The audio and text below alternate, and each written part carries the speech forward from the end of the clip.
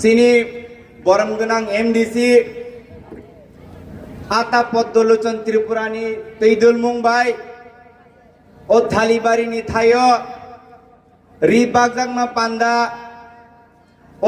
ও ফাইমানজাক ফাইকা BJP নি রাজ্যনি নেতা লড়াকু নেতা চিনি কসাম এমপি খাচুকসানি যতনি খাচুকসানি দাদা আতা রেবতী ত্রিপুরা দনপুর মন্ডলনি প্রেসিডেন্ট বরমগনাং শ্রী বিপুল মজুমদার জি সিপাহীজলা সাউথ ডিস্ট্রিক্ট নি জেনারেল সেক্রেটারি ভাই প্রসেনজিৎ ঘোষ জি দনপুর জনজাতি মোর্চা নি প্রেসিডেন্ট বরমগ্রাম কীর্তিদন নোয়াতিয়া জি চিনি পার্টি ও कताल जॉइन खाइजाक एडवोकेट हरिधन देवबर्मा जी ते ताबु कक साइ थांनाय परितोष देवबर्मा जी ते जतन सलाय चिनी खाजुकसा बो सुदु नंगनि एलाकानि एमडीसी सिमिया त्रिपुरा राज्य निबि नेता बरमगनां पद्मलोचन त्रिपुरा महोदय কালকে সকালবেলায় দাদা পদ্ম আমাকে ফোন করেছিল ফোন করে বলল দেবী ছোট ভাই তোমার আসতে হবে আমি বললাম আসবো কই দাদা বলেছে আমার এলাকায় प्रोग्राम আমি কিছু আসবো दादा ने बोला नहीं था कि 4 बूथ का प्रोग्राम है आज के আমি ऐसे 4 बूथের মহিলারা অদ্দূর দেখে আমি দাদা অ্যাডভান্স বলে দিতে যাই আগামী এডিসি নির্বাচনে পদ্মলোচন ত্রিপুরা জিতে গেছে যা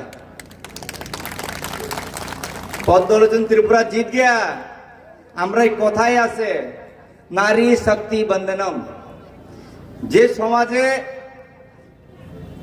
নারীরা আগায় রাজ্য এবং সমাজও আগায় দাদা পদ্ম আজকে মহিলাদের নিয়ে এত সুন্দর প্রোগ্রাম করেছে আমার মনে আন্তরিকতা আমি দিতে খুশি পাইছি দাদা আমার বাংলা একটু 19-20 আছে আমি কক ব্রক বাংলা মিক্স টিক্স কইরা কম বেশি কথা কইতাম না আপনারা অনেক সময় থেকে দাঁড়ায় আছি তাকুর আমার সং নরন কক থাইছে সানামু চং আং তিনি হাইছে 2021 ত্রিপুরা মতা তিদি এডিসি হাক পাঙ্গ সরকার ফাইমানি ইয়াগুলো ইএম বাইকা এমডিসি বাইকা রাজ্য সরকার উন্নয়নী বাঙে যদি রাং রহকা হংকায় আপনি হিসাবপত্র করে কোন জবাবপত্র করে 2022 শ্রী নেতৃত্বে মুখ্যমন্ত্রী প্রফেসর ডক্টর মানিক স্যার নেতৃত্বে সারা ত্রিপুরা রাজ্য এডিসি নি রাং পয়সা কেসা কে বিরুদ্ধে কত আন্দোলন খাই গেছে তাকন বড় জবাব রিমেক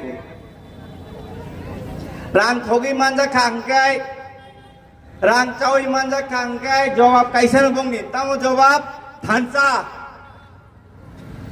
একটাই জবাব থাকে চুরি ধরা পড়লে একটাই জবাব কি জবাব থানসা এটার উপরে আর কোনো জবাব নাই তার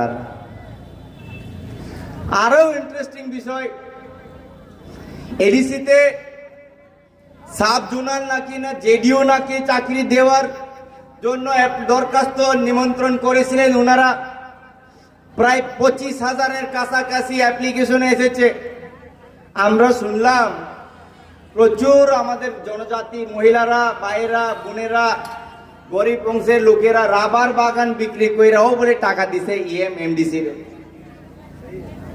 पैसा दिया है रबर बागान बिक्री करके पैसा दिया है जमीन बिक्री करके पैसा दिया है किस लिए सेले में जरा जुनाल डेवलपमेंट चाकरी ने देवन जाए इटिर मध्य गंडगोल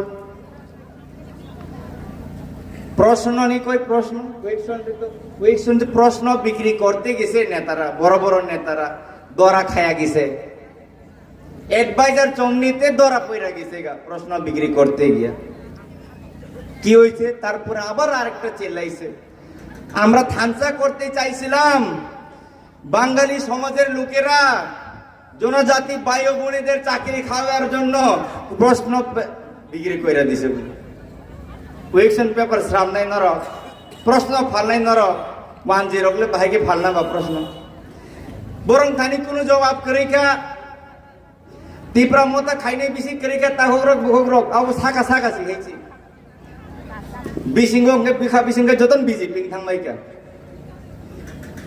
আগামী এডিসি নির্বাচনের পরে একটু আগে পরিতোষ দা একটা গান গাইছিল, আমি একটা শোনাই। আগামী এডিসি নির্বাচনের পরে তারাও একটা গান গাইব, আমরা মথার সঙ্গে থাকছি বুথ দিছে না। ত্রিপুরা মথার মত কার্যকর্তারাও গান গাইব, আমরা মথার সঙ্গে থাকছি কিন্তু বুথ দিছে না, আমরা বিজেপির বুথ দিছি। কিছু সংখ্যক কিছু কথা কইলি কই থানসা থানসা থানসা থানসা থানসা, কি থানসা করেন তারা? কি ধরনের থানসা করতে চান আপনারা? আমি এই দনপুর মন্ডল থেকে ত্রিপুরা মথার নেতৃবৃন্দদের জিজ্ঞাসা করতে চাই, কি ধরনের থানসা আপনাদের? নিজের জনজাতি ভাই আর বোনদের ডান্ডা দেওয়া কি থানসা হয়? নিজের জনজাতি ভাইয়ের চুপ কেড়ে নেওয়া কি থানসা হয়? আমার খোয়ায়ে তোলাশি করে আমাদের কার্যকর্তার বউ 8 মাস প্রেগনেন্ট ছিল, গর্ভবতী মহিলাকে পেটে লাথি দেওয়া কি থানসা হয়? সেটাকে আমি থানসা মনে করি না, সেটা থানসা না। আসল থানসা বিজেপিরা করছে। বিজেপি কি করছে? আমরা লগে চুক্তির মাধ্যমে সরকারে আইছে, আমরা নিজের এমপি রে বাড়িত বয়া আমাদের লড়াকু নেতা 2018 ফ্রন্টলাইন ওয়ারিয়ার রেবতী ত্রিপুরা আমাদের डायनेमिक लीडर दादा के আমরা বলেছি, दादा आपका समय आएगा हम लोग किसी और को देंगे। आप कीर्ति बरम गनांग कीर्ति जीव तो राजबार बरम नबले थानसा तो हम लोग ने ना किया, सबसे बड़ा थानसा आपका बहन को हम लोग ने संसद बनाया, असली थानसा हम लोग ने किया। आप लोग ने क्या किया? कुछ दिन पहले हमारा एमएलए और एमडीसी लोग टीडीएडीसी के एरिया में स्मोक हाउस ढूंढने गए, ढूंढ ही नहीं मिला वो स्मोक हाउस। কিছুদিন আগে বাংলায় বলি, কিছুদিন আগে টিডিএডিসি এলাকায় স্মোক হাউস খুঁজতে বেরিয়েছিল আমাদের নেতারা। রাজ্য সরকার আমাদের ট্রাইবাল ওয়েলফেয়ার মিনিস্টার বিকাশ দেববর্মা টাকা দিয়েছিল টিডিডিসি এলাকায় জনজাতি ভাই বোনদের জন্য স্মোক হাউস তৈরি করার জন্য। কারণ কেন?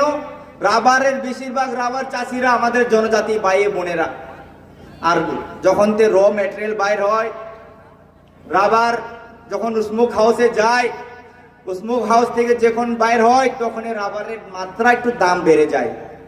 কার জন্য? আমাদের জনজাতি ভাইয়ের বোনের জন্য। টাকা কে দিয়েছিল? Tribal welfare minister. খুঁজে তো আর একটাও পাইনি, দাদা পদ্মবুদের সঙ্গে ছিল, স্মোক হাউস খুঁজে পাইনি। টাকাগুলো কই? ত্রিপুরা মথার নেতৃবৃন্দর পকেটে। আর তারা কি কি চিল্লায়? আমরা টাকা দেই না। রাজ্য সরকার যদি টাকা না দেয়, আপনাদের ইএম, আপনাদের এমডিসি, আপনাদের জোনাল চেয়ারম্যান বড় বড় গাড়ি, বড় বড় ফ্ল্যাট, আগরতলাতে জমিন, নন্দনগরে জমিন, লেম্বুছড়ার জমিন কোন টাকা দিয়ে পায়? দুধ বিক্রি কইরা নি পায়। হ্যাঁ, আনারস বিক্রি কইরা তো এত উন্নতি হয় না মানুষ। আনারস তো পরিতোষ বাবুর এলাকাত না পায়, হে তো আমরা পার্টি দেখুন। কোয়াইও তো আনারস নাই, সিপাহীজলা তো আনারস নাই, তো কি বিক্রি কইরা? জাতি বিক্রি কইরা না। জাতি বিক্রি করার দায়িত্ব আপনারা, সমাজে উন্নতি করার দায়িত্ব আমরা। আপনাদের বলি, মহিলারা সামনে আছে এখানে। 2018-তে আমরা সরকারে এসেছি। মহিলারা আপনারা জানবেন, সিপিএম এর 25 বছর দীর্ঘদিনে জনজাতি ভাই বোনেদের অন্ধকারে ঢুকিয়ে দিয়েছিল। এসএসজির মাধ্যমে আমি কথা বলবো, 4000 না কত এসএসজি ছিল, আজকে দিনে 45,000-এর থেকে বেশি এসএসজি আছে। আর 4,85,000 মহিলারা এসএসজির মাধ্যমে লিভলিহুড হয়েছেন, আর লাখপতি দিদি হয়েছেন। লাখপতি দিদি, যাদের ইনকাম 1 লাখ টাকা, লাখপতি দিদি হয়েছে। একটু আগে আমি বললাম নারী শক্তি বন্দনম, সেটা হচ্ছে আসল নারী শক্তি বন্দনম। আপনাদের দেখে তো মনে হয় ত্রিপুরা মথার নেতৃবৃন্দদের দেখে মনে হয় ভালো ভালো কাপড় পরে, ভালো ভালো চশমা পরে, কয়েকজন নেতা তো রাত্রের বেলায় চশমা লাগায়। হ্যাঁ, গত তিরিঙ্গিও আমি গিয়েছিলাম, ত্রিপুরা মথার একজন বিধায়ক রাত্রে বেলায় চশমা, काला चश्मा लगाए घूरे। क्या छुपाना चाहते आप? यही छुपाना चाहते कि मैं बहुत चोरी कर लिया, मैं आग नहीं मिला सकता अपना जनसाधारण से, अपना लोगों से आग नहीं मिला पा रहा हूं मैं, क्योंकि मैं बहुत पैसा चोरी कर लिया।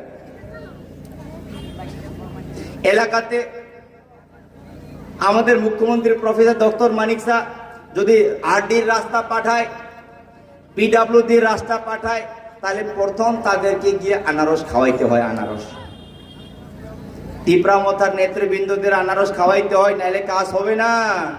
আমরা থানসা করব। আমরা যদি জনজাতির এলাকার রাস্তা আটকাই, তাহলে ত্রিপুরা মথার জন্য সেটা থানসা। আমরা চাই सबके साथ सबका विकास, सबका प्रयास और सबका विश्वास। আর তারা কি চায়? কিছু ত্রিপুরা মথার নেতারা উন্নয়ন। মানুষ নেই ত্রিপুরা মথার কাছে এখন। আপনারা দেখবেন মুখ্যমন্ত্রী প্রফেসর ডক্টর মানিক শাহ বলেছিল 28 বিদায়, এবার বিদায়, পার্মানেন্ট বিদায়। সিপিএম রে আমরা 2018 বিদায় দিছি, 23 বিদায় দিছি। খুব চেষ্টা করছিল 2018 নির্বাচনে, খুব চেষ্টা করছিল আটকানোর জন্য, আটকানো গেছে না।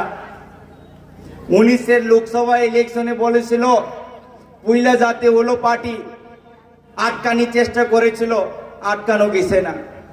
2023 নির্বাচনে থানসা বলে আটকানোর চেষ্টা করেছিল, আটকানো তো গেছে না। আমরা সিপিএম কে প্রায় বাড়ি ঢুকাই দিছিলাম। আপনি কি করছেন? আপনি কি করছেন? এখন কি করছেন আপনি?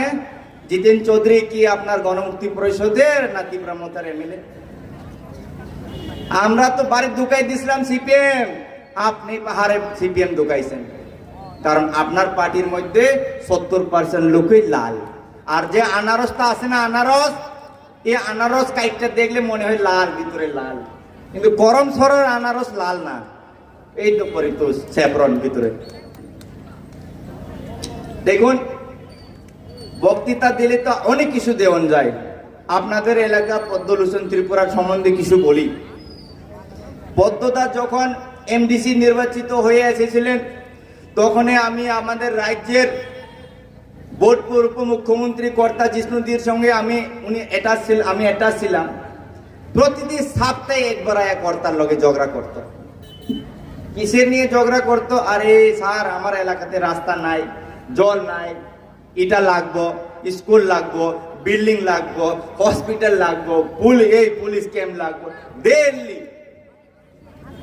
এটা হইতেছে নেতা। উনি তো বিধায়ক, এমডিসি হয়ে কোনোদিন এমডিসি হোস্টেলে থাকছেন এটা আমার নাই, জানা নাই। সবসময় গ্রামে পয়রা থাকে। আমরা জিজ্ঞেস, দাদা আপনার তো এমডিসি হোস্টেল আছে, আগরতলা থাকুন না। না না ভাই, আমার এলাকার লোক আমাকে জনপ্রতিনিধি পাঠাইছে বানাইয়া, আমি আমার এলাকার লোকের সঙ্গে থাকবো। সেটা পদ্মলোচন ত্রিপুরা। আর উনি সারা ত্রিপুরাতে ফেমাস। কিসের জন্য? ওনার সৎ মনের জন্য। কাজ যখন মানুষ করতে যায়, তখন একটু প্রশংসাও আসবে, একটু কমপ্লেনও আসবে। কিন্তু আজকে অবধি আমি কমপ্লেন তো শুনিনি, প্রশংসাই শুনেছি দাদার। কাজে আমি কথা তো আর বেশি বলবো না। আমরা সব দাদারের থেকে শুনতে এসেছি। আজকে আমরা দাদারের থেকে শুনবো, তারপরে আমরা সব নিজের এসতে যাবো। আর আমরা এটা চিন্তা ভাবনা করে লইছি, আগামী নির্বাচনে এখানে বিজেপি কমসে কম 20,000 বেশি ভোট পাইয়া এখানে দাদা পদ্ম জিতবো। জিতাইবেন না আপনারা? পদ্মলোচন বাবুরে জিতাইতেন না? জিতানির ইচ্ছা নাই? জিতানির ইচ্ছা আছে তো? আচ্ছা, আপনারা গড় পাইছেননি? কোন তো গড় পাইছেননি? কে হাত তুলো তো, কে গড় পাইছে? কে গড় পাইছে? হাত তুলো। প্রায়ই গড় পাইছে। সিপিএম এর সময় তো যদি গড় পাইতে হইলে লাল ঝান্ডা লইয়া ঘুরন লাগতো। চাকরি পাইতে হইলে বিএ পাস, এমএ পাস কইরা বুড়া হয়ে যাইতো, 45 বছর 47 বছর হয়ে যাইতো। পরীক্ষা দিয়ে চাকরি পাই না, জান্ডা তুলতেই ও জান্ডা, লোকাল কমিটির বাড়িতে গিয়ে হাজিরা দিতেইব, নাইলে চাকরি পাওয়া যাইতো না। কিন্তু বিজেপি সরকারে আমরা 27,000-এর বেশি চাকরি দিছি, 20,000 রেগুলার আর 7,000 আউটসোর্সিং এর মাধ্যমে। তবু আপনারা কোন কমিউনিস্টরা কিতা কয়? জিতিন বাবু কি বলে, জিতিন চৌধুরী কয়েকদিন আগে আমি ভাষণ দেখলাম, বলে বিজেপি সরকার তো বাঙালি টিপরা ডিভাইসিভ পলিটিক্স খেলে। এটা আপনার মাথার মধ্যে আটকে রয়েছে, কারণ আপনারা এইসব রাজনীতি করে অভিজ্ঞতা 25 বছর। আমরা তো করি না, আমরা তো এরকম করি না। আমি জনজাতির নেতা, আমি পার্টি অফিসে বসে থাকি, সরকারে আমরা নেতৃবৃন্দরা আছে। কোনোদিন পদ্মলোচন ত্রিপুরা তো আপনাদের এমডিসি, পদ্মলোচন ত্রিপুরা তো কোনোদিন গিয়া কইছে না বাঙালি এলাকাতে উন্নতিকরণ লাগতো না, ত্রিপুরা এলাকাতে বেশি উন্নতি করুন। তাই নিয়ে তো সব সময় নিজের এলাকার নিয়ে চিন্তা ভাবনা করে। কারণ সিপিএম যারা করে, বন্ধুগণ, जितेन बाबू आपका भी समय खत्म है, आप शायद भूल गए। आपका जब समय आया, मानिक सरकार ने आपको थोड़ा सा धक्का मार के दिल्ली भेज दिया। ये बोलना मत आप, आपका समय ऐसे ही खत्म है, आप रिटायरमेंट के समय पे चल रहा है। आप अभी रिटायर लीजिए, 2028 चुनाव के बाद रिटायर लीजिए और घर पे बैठिए और देखिए हम लोग कैसे काम करते हैं। मैं ज्यादा बातें नहीं बोलूंगा, यही बात बोल के मैं आप लोग से विदाई लेता हूं। दोबारा फिर मिलेंगे और हम लोग विजय मिसल खाने आएंगे। दादा दोबारा जीतेंगे ना तो विजय मिसल खाने आएंगे। इसी बात बोल के मैं आप लोग से विदाई लेता हूं। वंदे मातरम, भारत माता की जय, बीजेपी जिंदाबाद, धौनपुर मंडल जिंदाबाद।